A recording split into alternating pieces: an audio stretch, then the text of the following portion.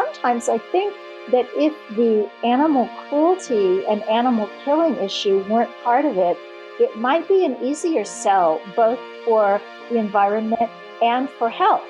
Because when you talk about not eating sugar, or you talk about taking shorter showers, or some of these other things for health or for the environment, it's just about health. It's just about the environment. It's very simple. But when you talk about animal agriculture, there is this other thing hanging in the air, which is we are murdering sentient beings. Call it whatever you want. I've been in a slaughterhouse. That's murder.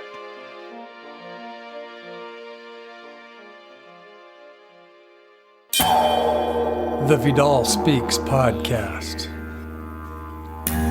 Episode 51, Victoria Moran, transitioning to a vegan diet to lose weight, get healthy, and heal the planet. Welcome to Vidal Speaks. My name is Deborah Vidal, former 11-year LPGA golf pro turned classical homeopath, certified plant-based nutritionist, and wellness coach. Each week here on Vidal Speaks, we bring you knowledge, inspiration, or natural remedies to help you take charge of your health and feel your best. I believe health is freedom and knowledge is power. So tuning in each week will give you the power to take steps towards freeing yourself from the chains that hold you back from having the energy to do all you want in life. No matter where you are in your journey of wellness, Vidal Speaks can help. I promise. Welcome to Vidal Speaks of 2017. I'm Vidal, your host. You guys know that, and I'm so happy to have made it to this new year. How about you guys? This past year was a difficult one for so many, it seems. Many had health problems, and so many passed away due to cancer or other chronic illnesses. These diseases are taking our lives earlier and earlier these days. By the way, I just heard on a show the other day that our life expectancy has officially been decreased for the first time in decades. The last time was in 93, when many deaths from the AIDS virus was at an all-time high. And before that one, it was a long time before that we saw a decrease in our life expectancy. And as I said before on this show, I believe that our children will not outlive their parents anymore. So taking action in life to be healthy is now a must. Children are born so full of toxins and are fed breast milk from moms that are full of toxins. So their milk being fed to their babies biomagnifies those toxins when the baby feeds. No longer can we just live our life. Our younger generation has their work cut out for them just to live a healthy life anymore. We all have so much work to do to get well or to stay well, and I want the Vidal Speaks podcast to show you how to do that. As you know, this show is a labor of love, so I can do my part to help heal the world. The conversations from this show come from my 20 years of clinical practice of helping others heal, and it's my hope that they will help inspire you to take responsibility to heal yourself. And I mean really heal yourself, not just suppressing symptoms. Each week I offer you many ways and ideas of how you can improve your health, from diet to lifestyle to mental, emotional wellness tools. So thanks for coming along with me on this journey, you guys. We're all in this together.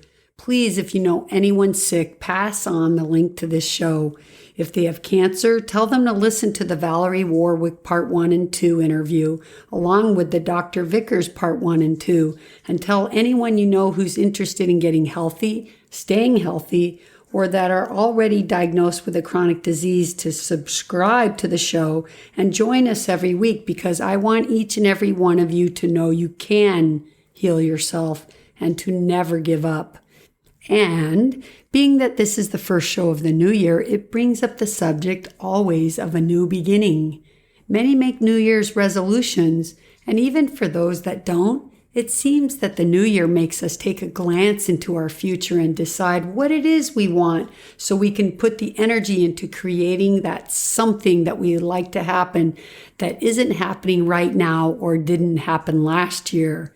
New Year's make us hopeful and full of optimism because it's a good feeling sometimes just to have a chance at a new beginning. Today's show, I'm going to be speaking with longtime vegan and animal advocate Victoria Moran. She recently won Peta's Sexiest Vegan Over 50 title, so be sure to check her out online because she looks amazing. And if her youthfulness is not proof that a vegan diet is the best anti-aging diet around, then I don't know what is. She truly looks amazing. She's going to tell us why now, more than ever, it is the best time to begin a plant-strong or vegan diet. And you guys, it's 2017.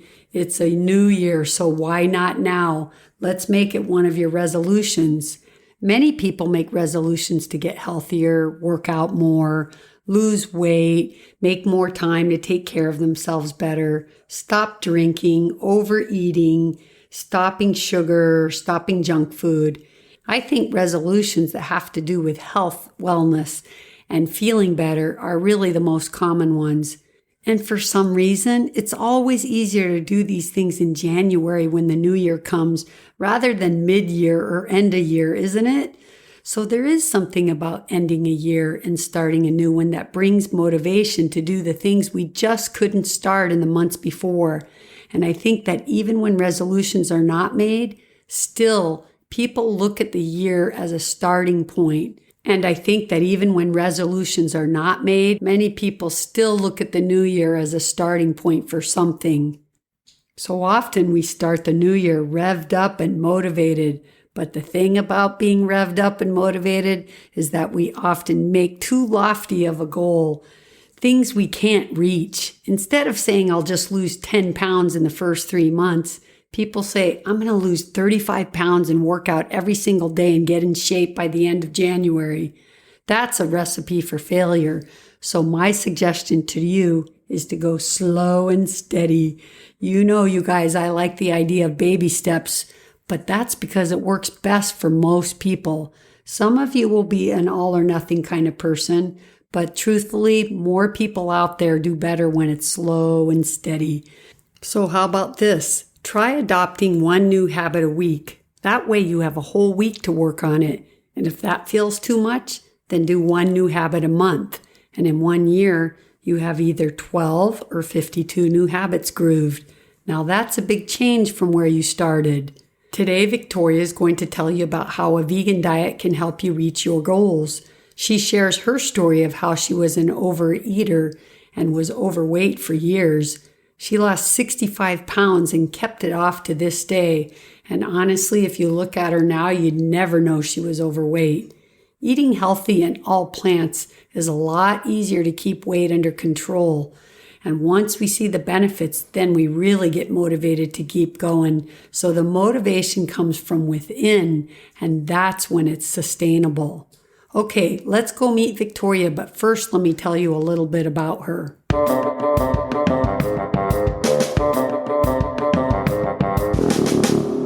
Victoria Moran has been a Main Street vegan for 32 years, and she currently holds the title of Peta's Sexiest Vegan Over 50, alongside the 2016-17 male winner, Dr. Joel Kahn. Victoria is an obesity survivor, maintaining a 60-plus pound weight loss, and she's the best-selling author of 12 books, including Creating a Charmed Life, which is in 30 languages, The Love Power Diet, Main Street Vegan, which is her iconic book, and her latest book is The Good Karma Diet, Eat Gently, Feel Amazing, Age in Slow Motion. Her college thesis became Compassion, the Ultimate Ethic, an Exploration of Veganism, originally published in 1985, and the first work on vegan philosophy and practice to come from a major publisher.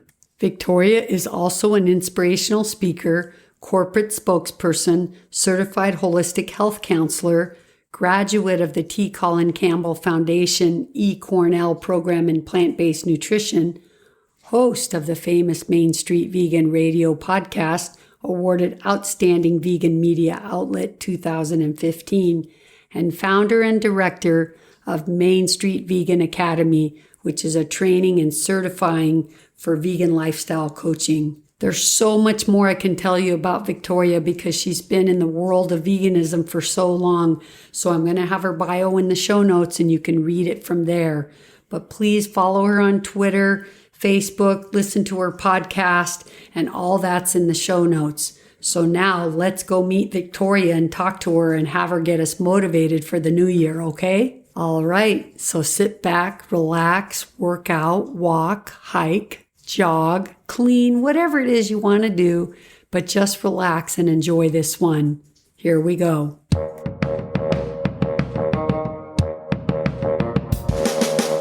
Hi, Victoria. Welcome to the Vidal Speaks podcast. I'm really happy to have you because you're the sexiest vegan over 50, and now you're on my show. Woo! Congrats on that. Wow, that's a good win. Thank you so much. And thank you for voting for me. Somebody did write to me the other day and said, I'm so glad you won Sexiest Vegan over 50. At least I know one of my votes counted. Yeah, well, Lloyd and I both voted for you, so that's 3. Aw, thank you so much. So how has that been for you? And, have you been doing a lot of media around that yet, or is it too new? Actually, it's not that it's too new. They announced the winners the 1st of November. The male winner is Dr. Joel Kahn, who's a cardiologist in Detroit. And he also has a wonderful all-plant restaurant there with a big fancy cocktail list and the whole shebang. So he's very cool. And we went to LA to be photographed at the Peta headquarters and do some stuff out there with Jane Velez Mitchell. But it was just at the election time. And it's hard to compete with any election, much less a really interesting election like this one. So hopefully in January, when people are thinking about New Year, New You, and what can I do to feel better, look better, have more vitality, and make my resolutions happen, we're hoping that there'll be some media interest, and we'll be out there talking about being fabulous your whole life. Great. Well, when you come to LA, you make sure and call me and we'll meet. Oh, that would be wonderful. Okay. And so let's talk a little bit. I know your history because Lloyd and I are avid listeners to your podcast and, your cookbook and all the things. You're just really kind of like the core of the vegan movement, actually, because you've been a vegan a long time. I've heard you tell your story, but my listeners probably don't know it all. So I would love for you to tell me a little bit about what got you into veganism. And I know it has to do with weight issues, but I'm not absolutely positive that's the only reason how you got to become a vegan. Well, actually, it was kind of the opposite of that. I wanted to be a vegan for the animals. And I did have weight issues. In fact, I had binge eating issues. I was really a food addict. I wasn't just somebody who liked food and could stand to lose a few pounds. I was really a low bottom compulsive eater. If it were drinking, I would have been the guy on the Bowery. I mean, I wasn't 400 pounds or anything like that because my eating disorder was so profound that I would alternate the binge eating with crash dieting. So my top weight was only about 65 pounds overweight, but I kept going up and down with that, which we've learned since is a terrible thing to do. It actually can predispose someone to develop cancer later in life. So better, if you've just got like 20 pounds, and it's hard to keep it off. The current thinking is, just hold on to it. But I had wanted to be vegan from the time that I heard that vegans existed because I learned I was a vegetarian. I managed, even with my eating disorder, to be vegetarian, meaning that I didn't eat meat or fish. But I knew about veganism and I knew that vegans didn't eat eggs because the little boy chicks are killed shortly after hatching just because they're boys and there's no room for boys in egg place. And then also no dairy because the mama cow gives milk for her baby, which is an extraordinary idea because I just thought, well, cows give milk. I mean, I kind of knew that cats nurse their babies and human moms nurse their babies, but I didn't think about that. I thought cows give milk. No, cows just nurse their babies like anybody else, but we come and steal their milk and we separate them from the babies. And it was such a sad, awful thing. I didn't want to participate. But because I was a food addict, and I really could not stop. I could stop for a little bit, for a time, and then I was just back in the throes of it again. And ultimately, for me, it was when I got recovery for the eating disorder, I finally had the gift of choice, and I could choose really what I wanted to eat and how I wanted to live. And I chose vegan in 1983, not perfectly. I mean, somebody could call in and say, why, I saw her in 1986 put half and half in her coffee, and they were probably right. But my commitment was 1983. And so I date my veganism and my recovery to November of that year, which means I'm 33 years in and wouldn't trade it for the world.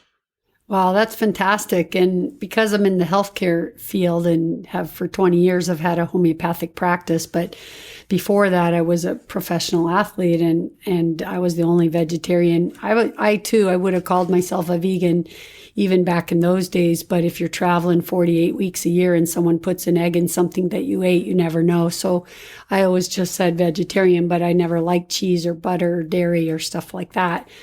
So yeah, that's a long time, but I'm really curious, being in the health business, what your recovery path to your eating disorder entailed. Yeah, it was Overeaters Anonymous, but actually committing to it. I actually started going to meetings several years before I finally got it. And if anybody's listening who has any sort of addiction, or if you're trying to give up smoking or whatever it is, and you've tried before and you failed and you think you're a failure and you think you'll never make it, no, you're not. Just keep at it, because the way to overcome any addiction is you try it, you fail, you try it, you fail. You just, as they say in 12 steps, keep coming back, and eventually you're going to get it. And what happened for me was that I had a relapse in OA. They call it abstinence, like in AA, it would be sobriety. But I'd had 4 years of eating what seemed to be sanely. And then I went off for about a year and a half.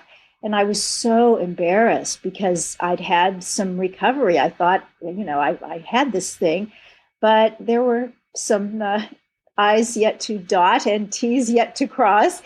And I remember when I went back and I was embarrassed because I thought, I'll see people who know me and I've gained weight and it's just a terrible shame thing. And I went looking for the meeting in a church basement in Wheaton, Illinois.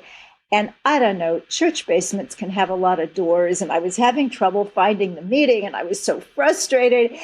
And something just happened to me there in that hallway.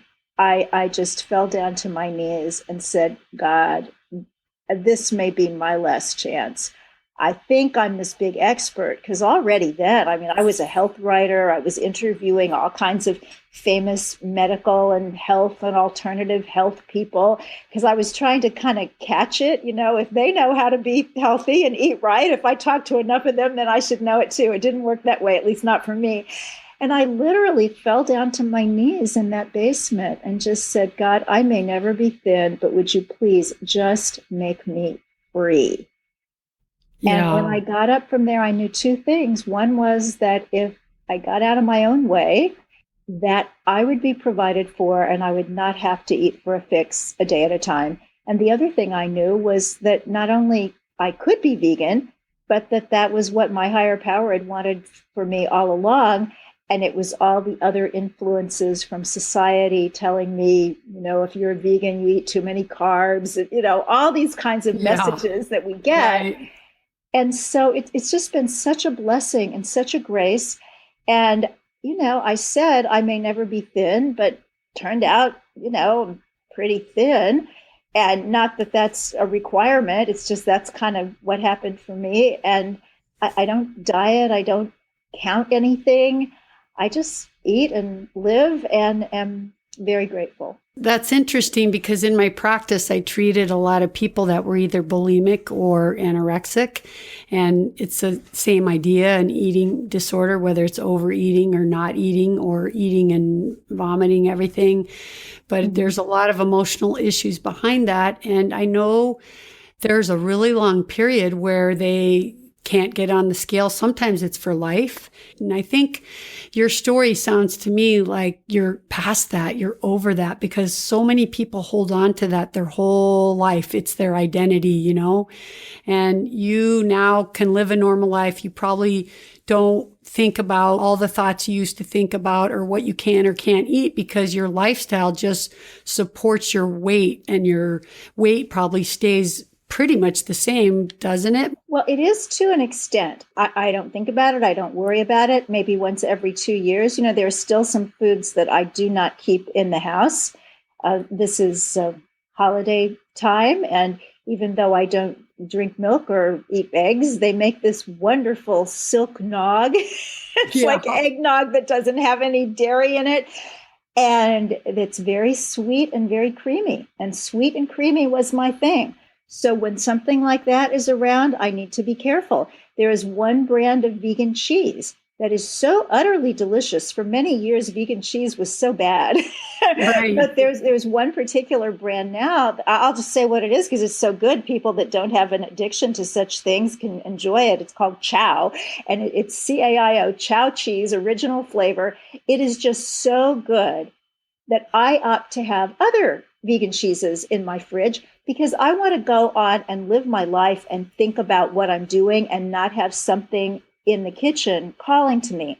So the way I see it is I live in recovery every day. I don't worry about food. You know, I think I eat more than my husband, and he always looks at me and says, you know, you're so thin. And it's like, yeah, but I eat a lot of vegetables. But I do believe that if I did not stay in fit spiritual condition, which certainly doesn't mean anything close to sainthood, but just really to remember who I am and what happened to me and for me, that I wouldn't go out and become a drug addict. I wouldn't go out and pick up sailors. I'd go back to the food, because that's the nature of me when my ego is ahead of my higher self, or when I put my own wants ahead of what I call God. So, yeah. So to me, there's no real contradiction in saying, oh, yeah, I'm a compulsive eater. I haven't compulsively eaten in 33 years. But, you know, and some people say, oh, that's affirming a negative. It's like, no, it's affirming a fact. And the fact is, I have this fabulous, amazing life. You know, it's sort of like somebody who has some sort of congenital condition. It doesn't have to wreck their lives. But if there's somebody who's allergic to strawberries and they insist upon eating strawberries and having hives all the time, it's really kind of silly. Yeah, and I find that a lot with dairy. I would tell my patients, your body's totally allergic to dairy. If you just give it up, you won't have any more skin problems, I promise you. And they're like, oh, never. I will never give up cheese and dairy. And it's like amazing how hard fast some people are to have it without really even trying. And to think like that is such a negative place to start healing from, because really, like we say in homeopathy, if you don't remove the cause, you won't get well. Which makes all kinds of sense. And it's the same thing psychologically. You know, if you keep doing the same thing over and over, you get the same result. And it would make sense that it was the same physically. Yeah. And I think you're just living a life that is mindful, which we all really need to do. For you, it might be about your eating and the times of the year and your favorite things. But you're just being mindful now. It's not like you're being, you know, freaked out about your past overeating. You haven't done that, but you're just being mindful now of your food and what you put in your body. And I think that's a great thing. We all need to be a bit mindful about our diet. It's easy to get off track. Well, and freaking out does not bode well for healing of any sort. For sure. So what's your diet like today? Oh, well, it is very seasonal. You said the word seasonal, and mine is. I'm here in New York City, where we have 4 seasons, although I must say winter is the longest of the 4. Yeah. And so my diet changes a lot as the year cycles, which is part of the gift of living in a place that doesn't always have gorgeous, wonderful weather like you have in LA. But there is this wonderful influence of nature on the choices that I want to make as the year goes around. So in the winter, I eat more cooked food, heavier food, more comfort kinds of foods. I love soups and stews. So, for example, in summer, my standard lunch is a giant salad with all kinds of other stuff in it. There's beans and seeds and steamed broccoli and all kinds of stuff, but it's still a salad. But in the winter, I'm going to put some of those same ingredients, the leafy greens, the yellow vegetables, the sprouts, and that kind of thing, but I'm going to stir fry it. I'm going to make what I call beans and greens. And I'll put some mushrooms in there and some turmeric and some of these healing kinds of spices and have it more as a warm dish. And lately, for breakfast, I have been doing the same thing summer and winter because I have learned to make a smoothie that actually warms you in the winter. So it's totally magical. You can put a frozen banana in it. It's going to be a cool temperature because a warm smoothie is kind of odd. But this is an Ayurvedic chocolate shake. And because it's Ayurvedic, it has all these wonderful spices. So you put some clove in there, quite a bit of ginger, some cardamom, some cinnamon, little bit of nutmeg, and some chili powder. And so even though it's a smoothie, it warms you on the inside as well. And it just works so beautifully all year round. And if anybody's interested in that recipe, I'm going to tell you 2 places you can get it. The place that it originated is not with me. It's with a lovely woman out in your part of the world, Talia Lutzker, who's the author of The Ayurvedic Vegan Kitchen. So I have that book. Do you really? Well, it's her Ayurvedic chocolate shake. And then I've kind of toned it down a little bit and made it a little bit simpler and not quite so spicy for the Western palate. And I give that recipe on, oh my gosh, I'm going to blank on a name here. When you have a lot of online presence, you don't always remember all of them, but I'm going to come up with that. Well, back in 83, when you were a vegan, it was easier to kind of eat whole food, plant-based, I think, because there weren't so many good vegan junk foods and cheeses like today, don't you think? Oh, there's nothing. It was, if you were vegan, you ate vegetables, fruits, grains, beans, nuts, and seeds.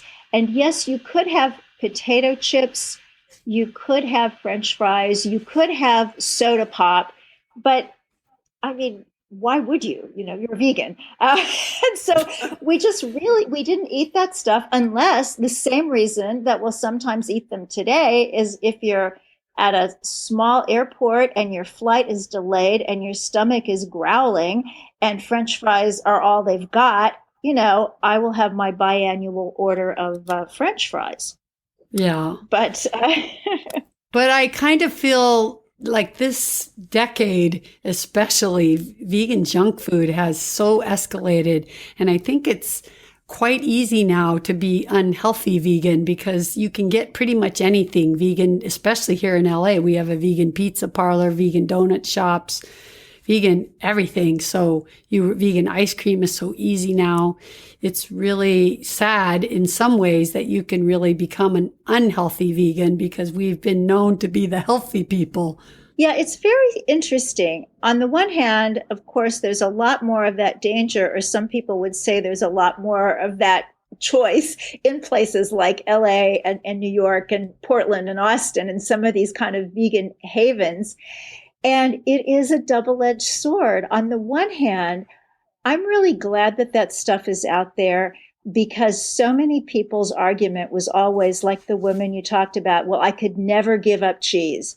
I could never give up pizza. I could never give up ice cream. And now we can say, well, you don't have to. It's just that now, if you're a vegan, you have to exercise the same discernment that an omnivore always had to exercise. And the little bit of challenge in there is that sometimes when people have really eaten healthfully and then they learn about veganism and all of a sudden it's like, wow, vegan donuts and vegan cupcakes. And somehow they think, well, that makes it okay. But the way I look at it is how many cookies would I eat if I were an omnivore? Well, I'd have a cookie if I went out for afternoon tea with somebody. I'd have a cookie that somebody baked or, but I wouldn't eat cookies all the time. How often would I have a donut? Never. I mean, I can't even imagine ever eating a donut, vegan or not. But for, police officers around the land, I guess it's good that they're vegan donuts. And I found this site. It's called Lighter, lighter.world. There are a lot of vegan experts on there, and I'm there with the vegan chocolate shake, the Ayurvedic shake, if anybody wants to look that up. Okay, great. Thank you. And It's true. I'm also a person that's happy that those foods exist, because being a vegan for so long, you're kind of always the person alone in the room.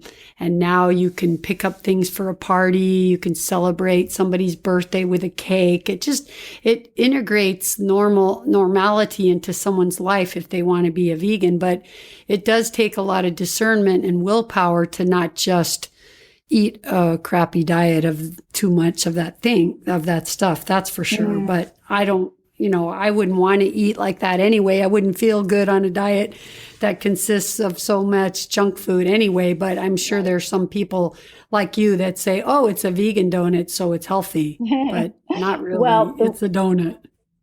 The one processed, I'm excited about vegan cheeses. I think that the cheese kept more people eating cow products than anything else. So I'm happy that we've got Kite Hill and Miyoko's Kitchen and all these other wonderful vegan cheeses, Tree Line, that are so good you can serve them to a French person.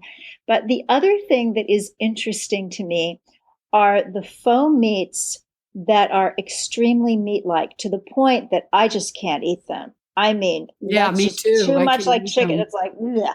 But as they get better and better, and as the prices go down, and even as the cultured meat comes onto the scene, which of course I'm not going to eat, but for the people who are really tied to that, it could change the world, particularly in terms of climate change. A study from the National Academy of Sciences came out just this year saying that if everybody decreased their meat and increased their fruit and vegetable intake, that by 2050, things would get a whole lot better. I think the number was 13%. Don't quote me on that. I might be wrong, but it's something in that neighborhood of how much the climate change gases would decrease in the atmosphere. But if everybody went vegan, miracle of miracles, by 2050, 70% of the greenhouse gases would have dissipated, which means that we can all have great grandchildren and know that they'll have a place to live, which is absolutely stunning.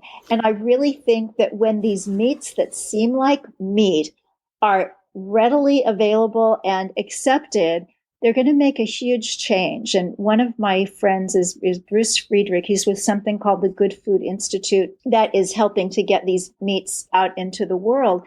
And he said in 1895, there were so many horses on the streets of New York City that it was a major public health problem because of the manure and even corpses of dead horses. And it was a problem in other cities too. So they had the first gathering of city fathers from all over the country. They gathered in New York. They were supposed to be here for a week to solve this horse problem.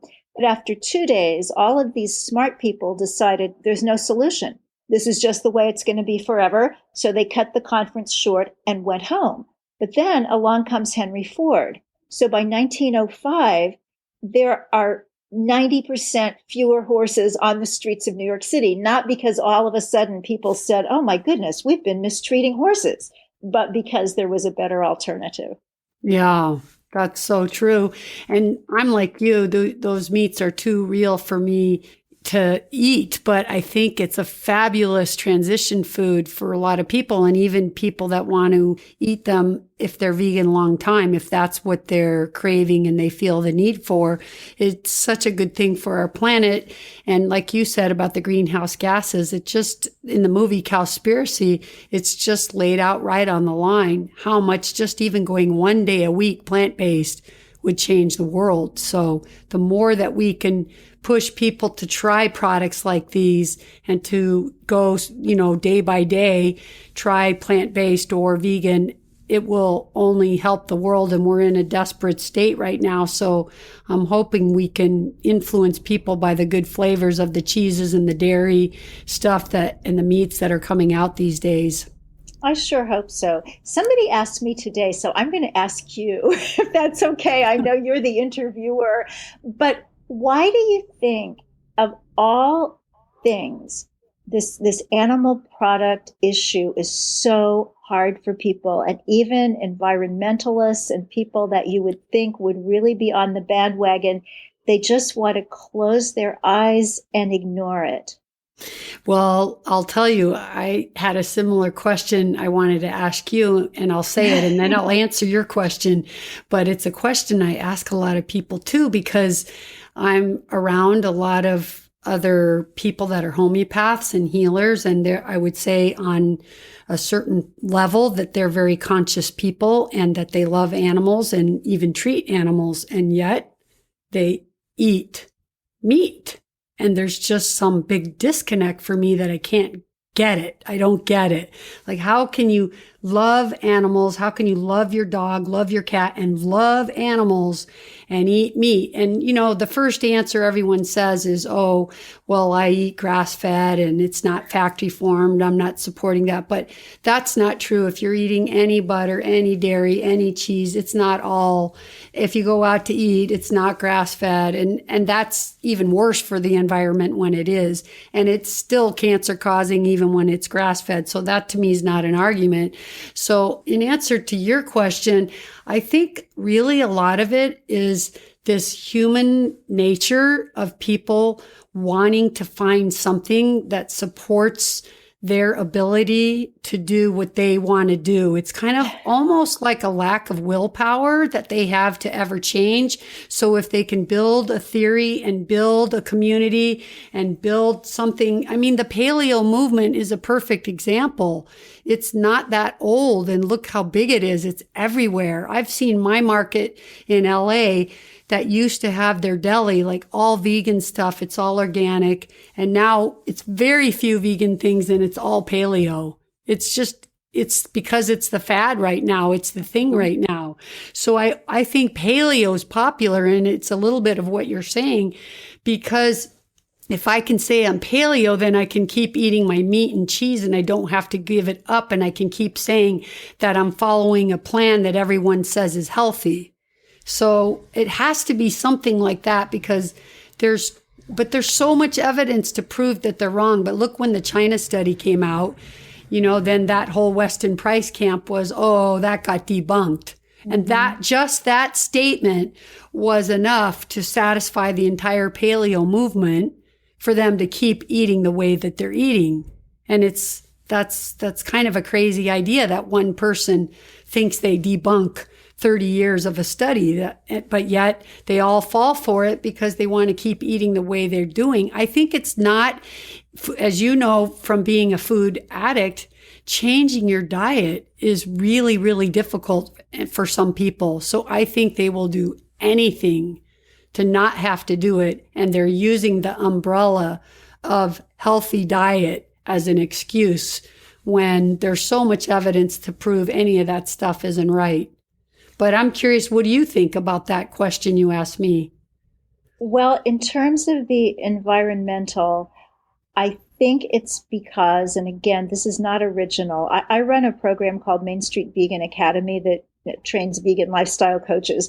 So I've been through the program 16 times since I'm always there when the people are being trained. And we have such amazing instructors, and I learned so much from them, but I do want to give credit where it's due. So I learned this from Martin Rowe, who's the publisher at Lantern Books, brilliant fellow, went to Oxford. He's quite a guy. But he explains in his environmental class that he teaches for us that the environmental movement and the animal rights movement have two very oppositional histories.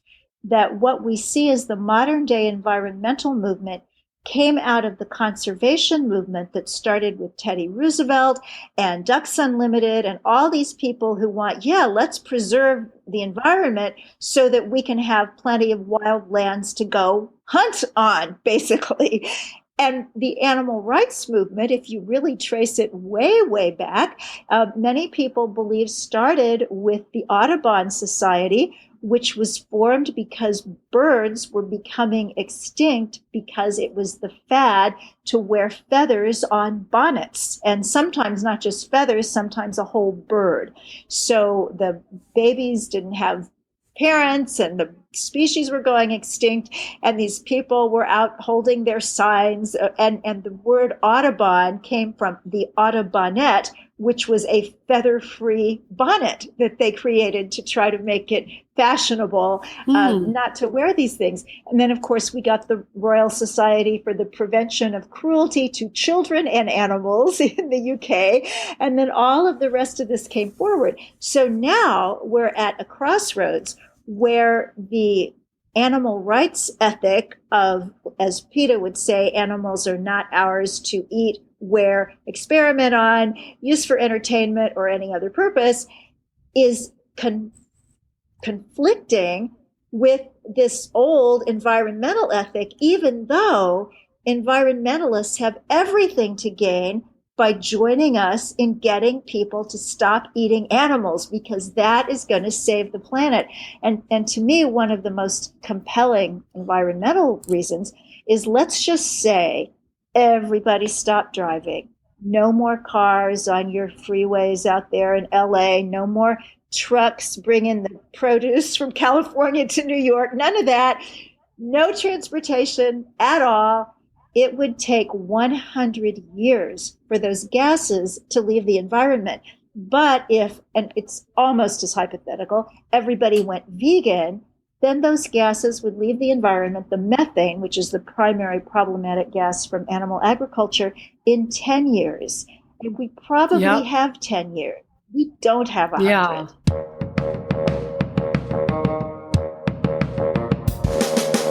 It's time to take a little stretch and walk around. And while you do that, I just want to remind you to pass the link on of the Vidal Speaks podcast this year to as many people as you can, because my goal is to help as many people as possible to heal themselves.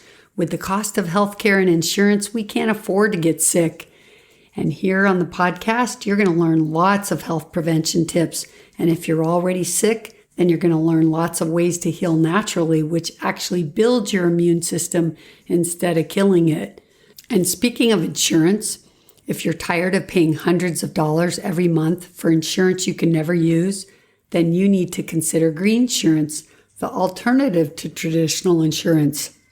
If you're like me and alternative treatment is your go-to treatment, then having sick insurance is a big waste of money every month because they don't cover any alternative treatments. So go to my products page and scroll to the bottom and click on the link and check out Green Insurance. I'm going to switch because their philosophy matches mine. And I love the idea that if I do get sick, I could treat it the way I believe in and the way I believe I need to get well. And I can even go out of the country for treatments. So I'm really excited about this insurance because I'm so sick of paying so much money for something I can't use and have only for emergency situations. And even then, emergencies can bankrupt you because my out-of-pocket is $6,750. Anyways, green insurance may be for you too, so check it out. And lastly, keep using that Amazon banner, everyone, as that really helps support the show. I so appreciate all of you that are doing this. Ask your friends and family to use it too, okay? All right, now back to the show.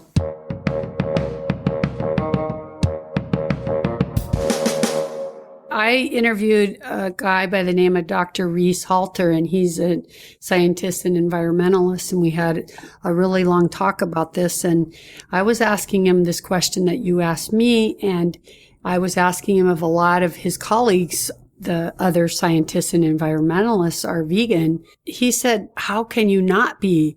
And I think that the ones that are not the ones believing in climate change. And I think the reason is, like I was telling you, I think it would be like if I'm a heart doctor and I'm 150 pounds overweight and I eat steak every night, and you come to me and you're having clogged arteries and I tell you you need to lose 25 pounds, what do you think the patients are going to say? But look at my doctor. I mean, he's 150 pounds overweight and he eats junk food all day. You're not going to make that much of an impact. So I think you have to walk the walk and talk the talk. And I think a lot of people don't want to do that.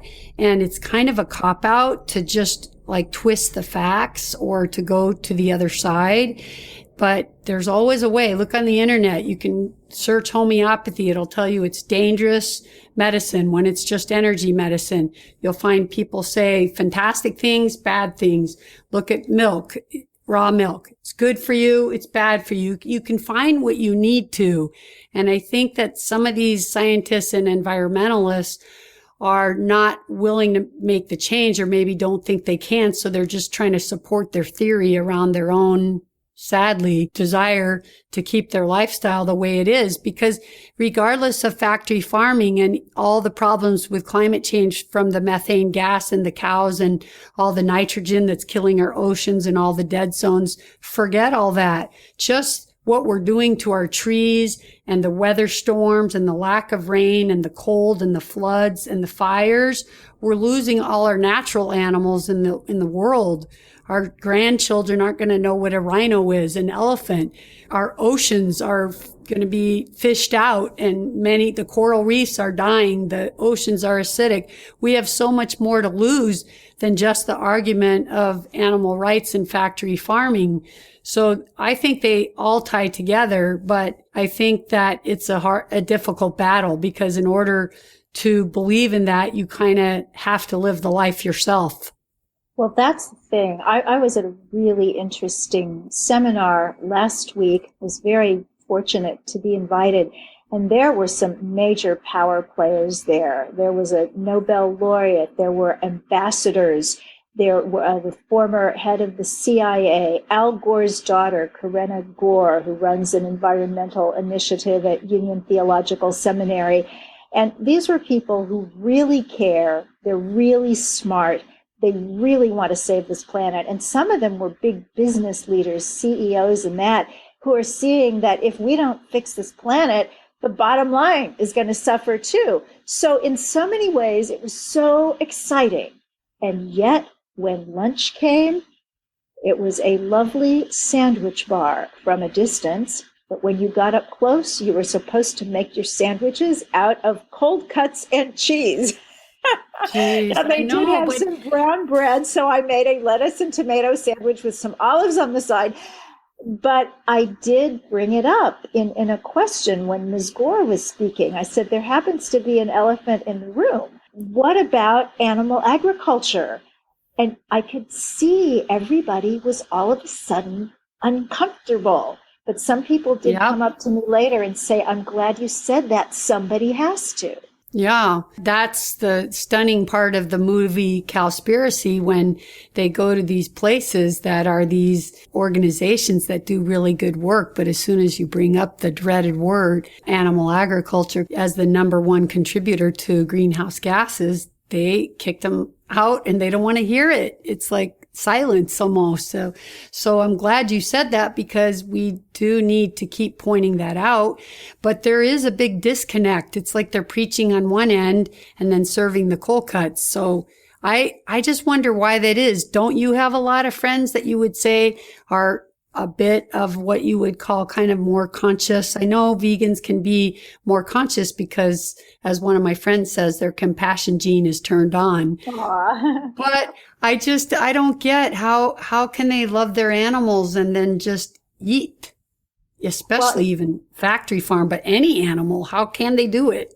Well, we all have areas of blind spots. We all have places where we're not making connections.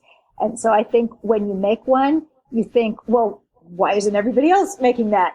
This one, I think, seems so pressing with the environmental issues. It's like everybody needs to make this one. And sometimes I think that if the animal cruelty and animal killing issue weren't part of it, it might be an easier sell both for the environment and for health. Because when you talk about not eating sugar, or you talk about taking shorter showers, or some of these other things for health or for the environment, it's just about health. It's just about the environment. It's very simple. But when you talk about animal agriculture, there is this other thing hanging in the air, which is we are murdering sentient beings. Call it whatever you want. I've been in a slaughterhouse. That's murder. And because we don't want to talk about that, we don't want to hurt people's feelings. I mean, I don't understand why it hurts people's feelings, because there aren't that many lifelong vegans. My daughter is one. I'm very proud of that.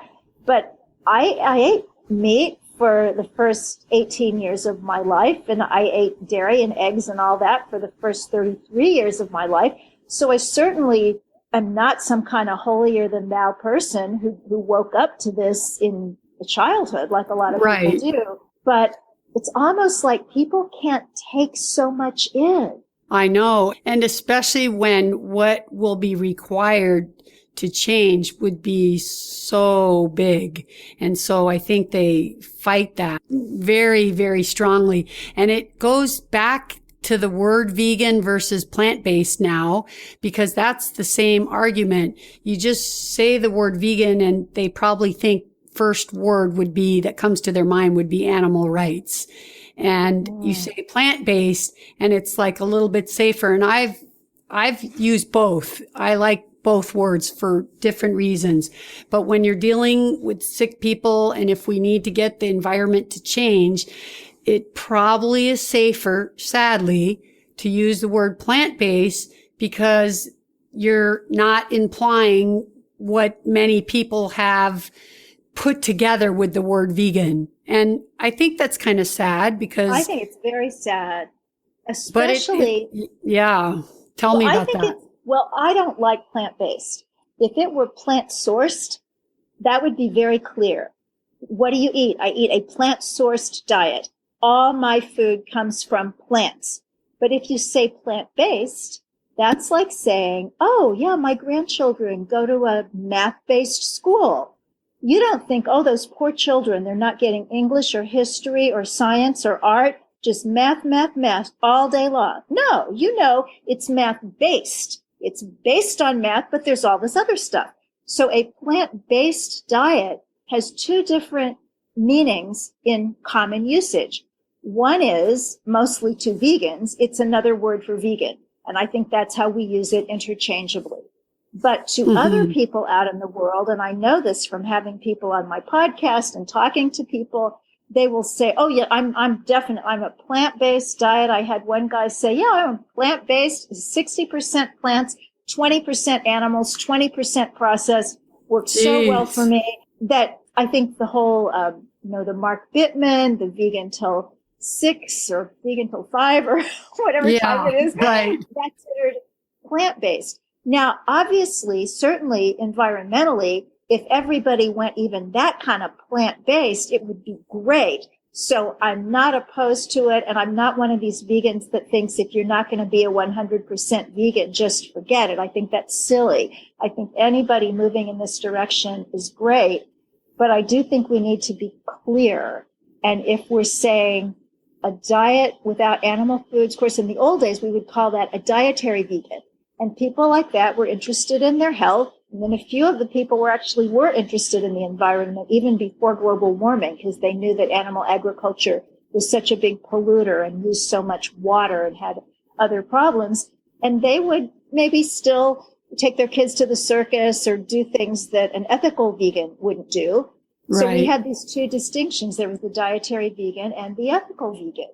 I honestly try purposely to interchange them all the time because I just want to keep using the word plant-based and vegan in the same sentence so that some of the dogma can come out of the word vegan and it just can have a little bit different meaning because some people really hate that word. They're like, oh, you're a vegan?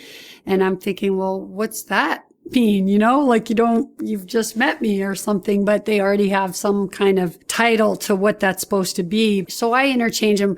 I'm a vegan and I've called myself a vegan for many years, but I understand my goal is to get people healthy, to heal our environment, to get as many people to stop eating animals and contributing to all the things that are killing our planet. And whatever I have to call that, I will. I don't care what that is. I'm like you. I just want every day people to move more in that direction, whether they're 100% or not. But I dream of more and more people becoming a vegan and eating a life without that because that is the healthiest proven life. So of course that would be my desire. But I think we just have to accept that any step is a good step. You're so right. And I think one of the great things about walking through this door is that once you pass through it, you see all of the other aspects. And I sometimes think of a truly vegan lifestyle as sort of a pie chart. And certainly the big chunks are going to be animal rights, health, and the environment. But there are other slices of that pie that are fascinating and interesting and fun. One certainly being cuisine, all the great chefs who are really making amazing food. And then there's fashion. Last night I went to the opening of Brave Gentle Man, which is a very upscale menswear line. Joshua Catcher is the young designer. He's a professor at Parsons. I'm also very proud he teaches at Main Street Vegan Academy, but he's opened his flagship store in Brooklyn. And Great. It's just thrilling that this kind of stuff is going on. And then you find that there's raising vegan children, vegan pregnancy and kids. And then there's aging as a vegan and being sexy over 50 and over 60. And so it's really exciting that it's a wonderful way of life that you can get as involved in as you want. And something that I always tell people is, and if all you want to do is eat the food and not get any more involved than that because you're involved in something else, well, that's cool. Because if we want the whole world to start doing this, not everybody is going to be an avid animal rights activist or environmental activist or eat the perfect, pure diet. They're just going to be living a lot better, feeling a lot better, and saving lives. It's all good. And I'm coming from the point of view of just seeing 20 years of really sick people getting sicker and sicker every year.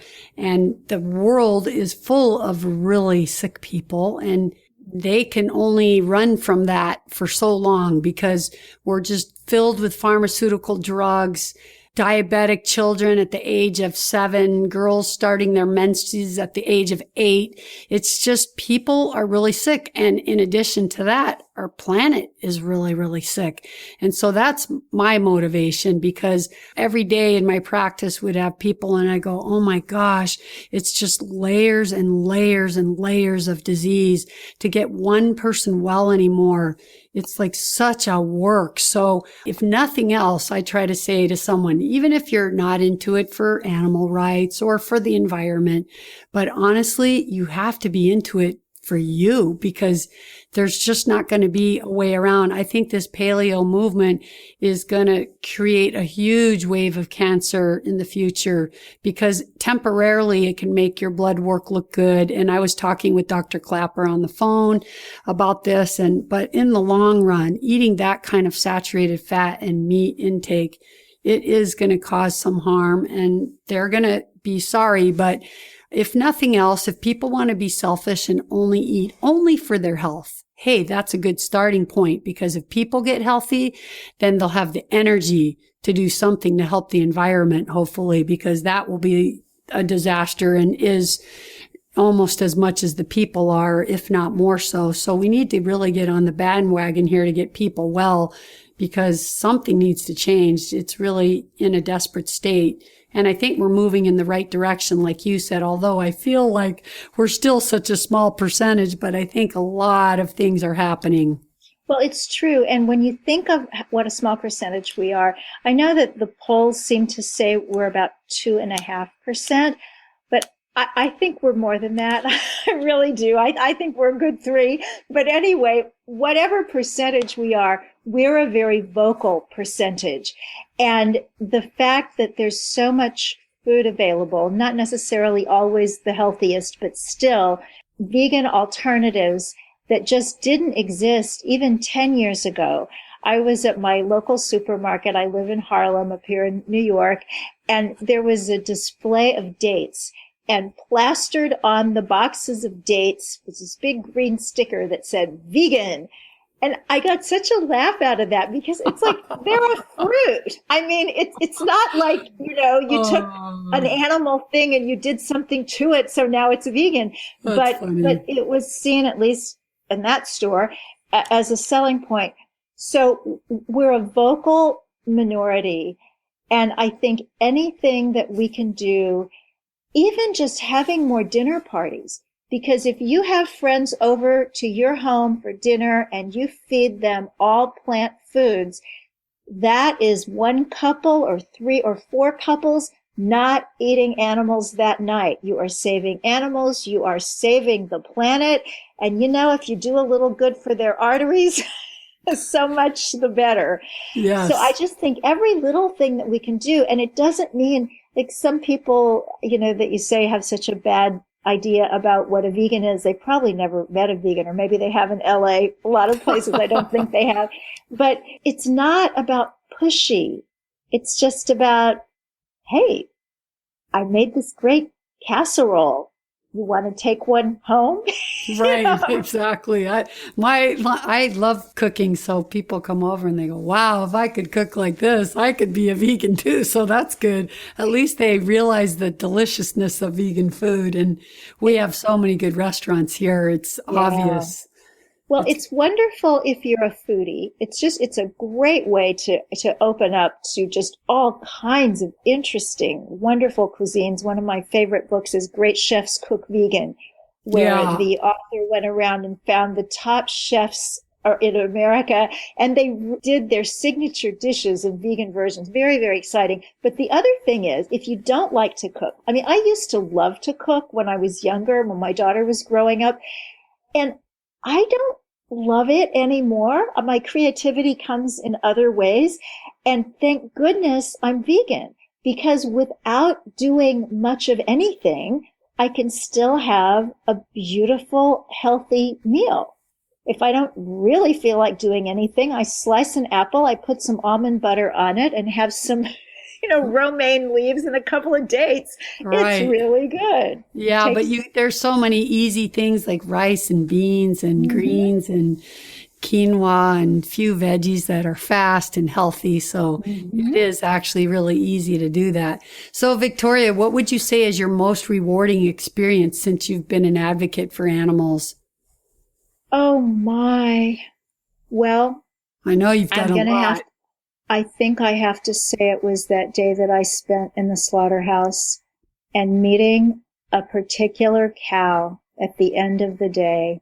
And so often people will say, well, I only eat humane meat, which is a very strange phrase. Yes. But the cows that were brought to this slaughterhouse in southern Missouri at the very end of the day came from a small farm. And I think even on small farms, sometimes the animals are woefully mistreated. I don't think it was that way at this farm. These cows seem to really trust people and be very friendly. And the first one walked up the ramp and went where she was going to go without any kind of fuss about it. But the second cow, the one that I'd been talking with, got halfway up the ramp, and then she got it, what was going on. I think some of it was probably vibrational, but also you didn't have to be any kind of genius to be able to smell the blood, hear the screams. I mean, it's a horrible place, a slaughterhouse. And so this cow just stopped. She was not going near that. But the guy with the captive bolt pistol up at the top of the ramp whistled to her and never if I live to be 110, will I forget how this cow looked at him, kind of cocked her great big head as if to say, are you serious?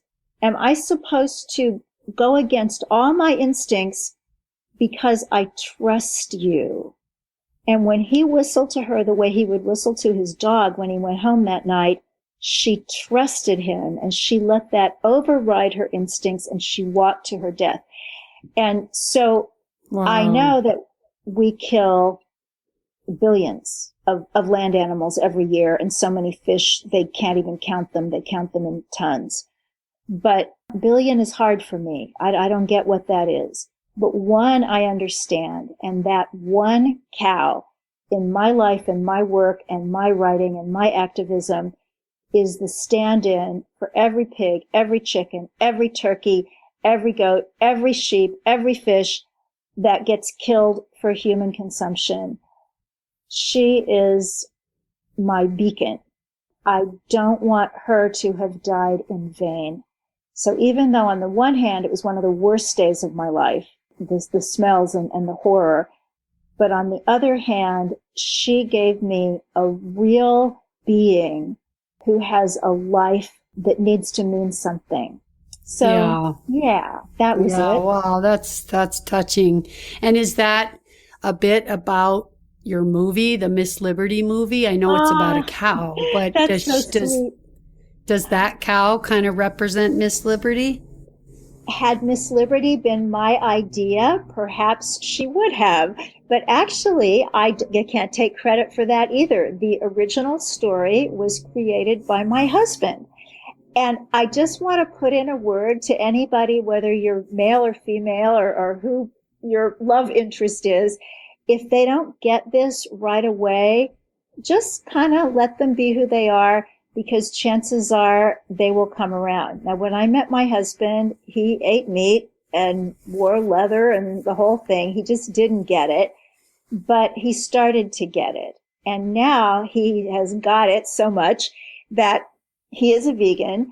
And Miss Liberty, which is the feature film, that we hope very much to be able to make within the next couple of years, is a story that actually he created. The story came to him about a cow who escapes from a slaughterhouse and the human drama that ensues around that, but he'd never been around cows. So he took some time off and went up to Farm Sanctuary in upstate New York and spent time with Gene Bauer, got to meet some cows and hang out with them. So yeah, even though when he brought the story back, I've been working with him on it through I think we're at version 89 now, which I believe is the shooting script, but there may be a few more versions. But yeah, it's actually his story. Great. I'm very proud of him. And I know you just had a book release called The Good Karma Diet. How's that doing? And can you tell us a little bit about that book? Yeah, The Good Karma Diet is about upping the health ante a little bit. Main Street Vegan, which is my signature book. I just love Main Street Vegan, just crazy about it. And it opens the door wide open for anybody to come in. You start where you are. You do it at your own pace. We'll take you, whether you want to have a vegan donut or whether you want to drink wheatgrass juice every day. Fine, come on in. The door's wide open. The Good Karma Diet is a little bit more like, okay, you want to do this thing and you want to shine. You want to sparkle. You want to be radiant. You want to age in slow motion. Then come on in and let's eat beautiful, real, colorful food as close to the way nature provides it as you possibly can. And a whole lot of things are going to change about your body, and you're just going to be crazy about that. Cool. And is that mostly a recipe book? No, it has a nice recipe section in the back. I teamed with a lovely raw chef from Canada, and she did some just glorious recipes. But no, it's a book. Now, I do have a cookbook that will be coming 1 year from now. And they say as you get older, time goes faster. So that probably won't be as far from now as I think it will be. But yeah, December of 2017, I've teamed with J.L. Fields. A lot of people know her from her pressure cooking book. She's just done an air fryer book that's about to come out. Wow. And she's also a graduate of Main Street Vegan Academy and a very popular blogger. So we're doing the Main Street Vegan Academy cookbook. Cool. So I'm doing the Good. part that's not recipes, and JL and our many fabulous graduates are putting together amazing recipes, which are going to be so interesting because we have 250 graduates from 15 countries. So the input of men, women, different ages, different cultures is just making it so rich, which is really how this lifestyle ought to be. So many people think, oh, you give up meat, you give up dairy, you give up. But I look at it just the opposite. You discover fruits and vegetables and ethnic cuisines and all kinds of stuff. For sure. So, Victoria, I will bring this to an end. It's been so great talking to you. But before we go, I definitely would love for you to give like 3 tips for the listeners, because your show is coming on around the new year. So what 3 things could you tell the listeners maybe to improve their health or to lose weight, whatever it is that you feel could be a good inspiration for them? Okay. Well, one thing, tip number 1, I'm just going to tell you, it came from the book that I have just been reading, which is Super Gene by Deepak Chopra and Rudolph Tanzi. And they talk about making 1 change a week. That's all. Not 1 change in your diet and 1 change in your exercise and 1 change in your stress management and 1 change in your sleep, just 1. And it doesn't sound like much, but at the end of a year, if you've made 1 change a week that you really stick with, you've made 52 changes at the end of the year. And it's so much easier to do 1 little thing for a week. So I would strongly recommend that. I've been doing it, and I just feel like my life has improved markedly, even though I thought it was pretty good before. So that's one thing. The other thing, I would really prioritize a vegan word move in your life. It doesn't mean you have to switch today. It doesn't mean you have to be perfect. There are all kinds of ways you can do it. In Main Street Vegan, I give a lot of plans. Like one is the day at a time plan. Just like the alcoholics in AA, they don't say, I'm never going to drink again. They say, I'm not going to drink for today. So you could do it that way. Or you could eliminate 1 thing and just get really comfortable with that. If you take 2 years to do this, that's fine. Nobody's counting. But because there is so much at stake, I would really encourage you to just learn about it. Just read a book like The China Study, or How Not to Die, or Proteinaholic. These are all really great excellent books on the health side.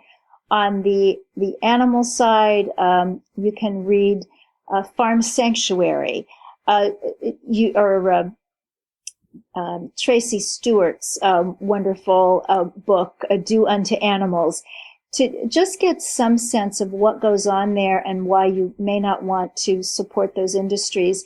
And then for the environment, certainly watching Cowspiracy or reading something like, I think it's Comfortably Unaware, Dr. Oppenheimer's book, just so you have a sense of why this is important. And if you educate yourself about why some of us are vegan and why we seem to talk about it so much, then you'll see what it's about. Once you're educated, if you say, you know what, it's just not for me, it's extreme, or I don't want to do it, or whatever, that's fine. At least you'll be educated. And finally, the third thing that I would say for the new year is that possibly at no time in history has your personal commitment, your personal actions on behalf of what you truly believe in been as important as they are now. You can't count on this world to change from the top down.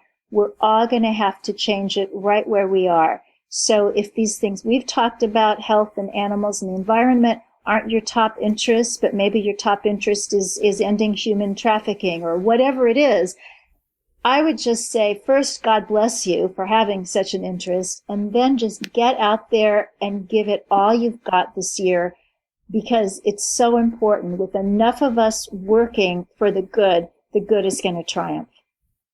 Yes, the grassroots effort is so powerful, and it's where the change will take place, I believe. I do too.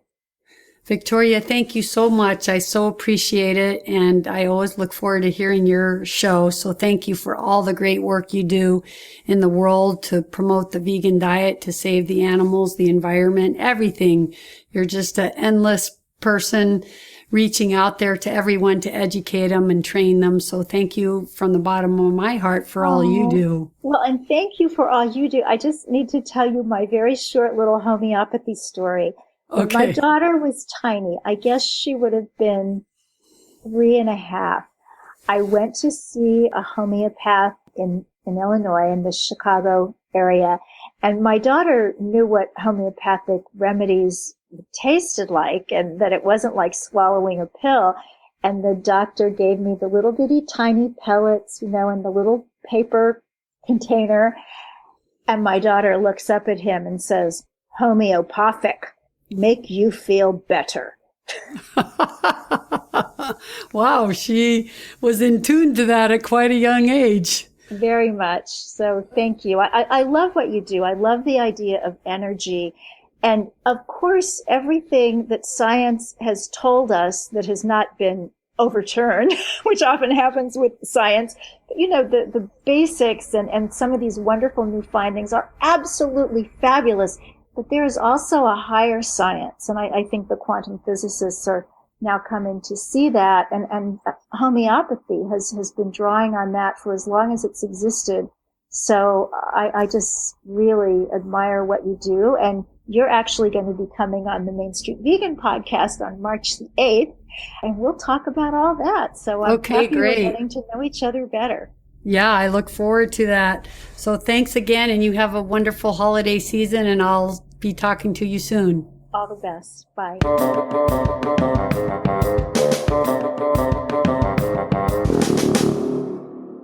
Victoria is truly amazing. She's so busy, and she's always advocating for the animals. I never met Victoria, but I feel like I really know her because we've been on the same path for so long, and I've listened to her podcast for so many years. I plan to be on Victoria's podcast on March 8th, so I hope you guys will all listen to me on her show.